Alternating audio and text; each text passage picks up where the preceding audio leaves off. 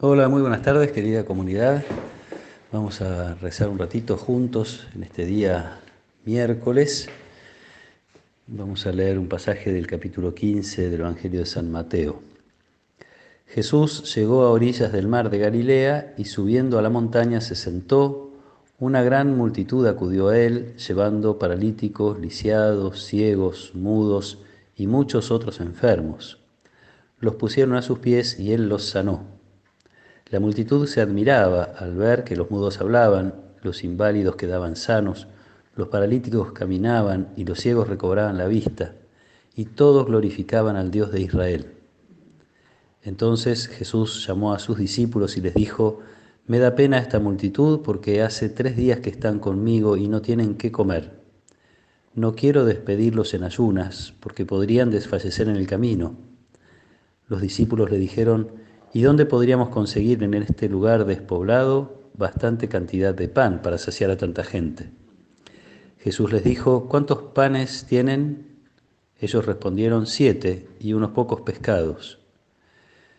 Él ordenó a la multitud que se sentara en el suelo, después tomó los panes y los pescados, dio gracias, los partió y los daba a los discípulos, y ellos los distribuían entre la multitud. Todos comieron hasta saciarse, y con los pedazos que sobraron llenaron 7 canastas. Palabra del Señor. En Jesús reaparecen muchas situaciones que son conocidas y queridas en la historia del pueblo de Israel, situaciones que también en él son como resignificadas.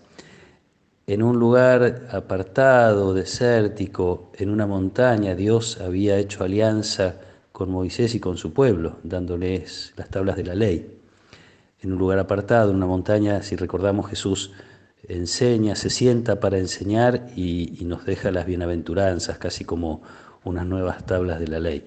En este caso, Jesús sube a la montaña, se sienta, esa actitud propia del que va a enseñar, y enseña muchas veces a través de su palabra, hablando de la misericordia de Dios, otras veces obrando, en este caso curando. La misericordia de Dios se hace evidente, logrando que la gente reconozca que eso es de Dios, reconozca que es, dice el Evangelio, todos glorificaban al Dios de Israel, descubriendo la obra que Dios hace a través de Jesús.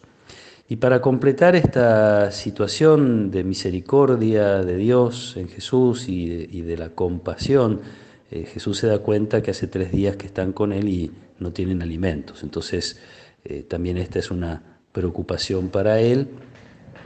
Y uno puede pensar entonces en el maná, cuando Dios hizo caer ese maná del cielo para alimentar a su pueblo en el desierto. Pero otra vez hay una diferencia. En este caso, los discípulos tienen que participar. Primero, buscando qué es lo que ellos tienen y ofreciéndoselo a Jesús. Y después, distribuyendo entre la multitud el fruto de esta multiplicación de panes y peces. Esto ya nos deja también una enseñanza y una invitación. Nosotros podemos mirar lo que tenemos y ver de qué manera se lo ofrecemos a Jesús distribuyéndolo.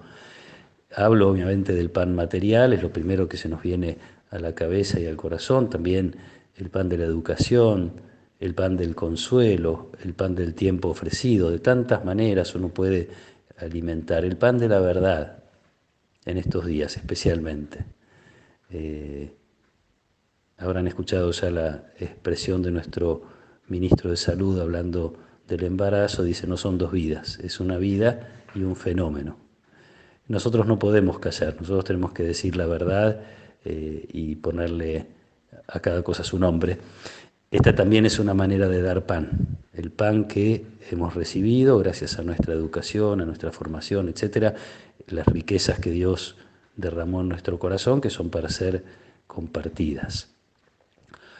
Algún tiempo después de esta multiplicación de los panes, que es la segunda, en Mateo ya había un relato de una multiplicación de los panes que había hecho Jesús. Pero un tiempo después, en la última cena, Jesús va a manifestar que Él es el pan. Él se hace pan para alimentar todas nuestras necesidades, una entrega que adelanta en la cena, adelanta en la Eucaristía y que va a ser definitiva en la cruz.